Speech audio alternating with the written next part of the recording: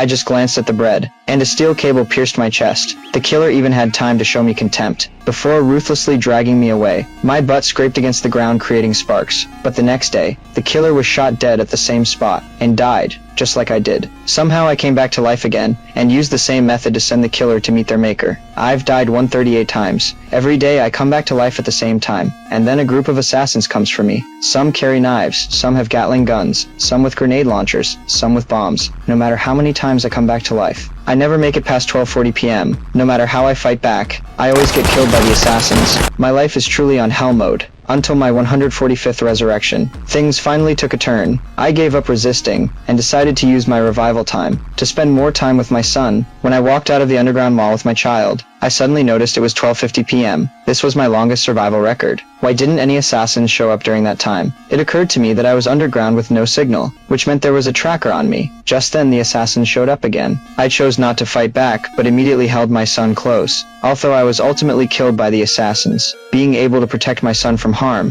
filled me with deep satisfaction. After resurrecting again, I grabbed one of the assassins and forced him to tell me where the tracker was installed, but he refused to answer. I reached out to a friend at a security company, who told me the teeth are the most common place to implant a tracker. It suddenly hit me. I had a dental implant yesterday. The tracker must be in my tooth. So I rushed to the bathroom. After yanking out my last tooth, I finally found the tracker. I used the tracker as bait to lure the assassins over, and sent them to meet their maker. Next was to find the mastermind behind it all. Arriving at the compound wall, I stepped on the gas, but crashed straight into the wall and met my maker. On my second attempt to break through, I drove a sports car and flew right in. There were dozens of security guards inside. They frantically shot at the car, but I wasn't actually in it. I sent them to meet their maker with a gas canister. Suddenly, a gun was pressed against my head.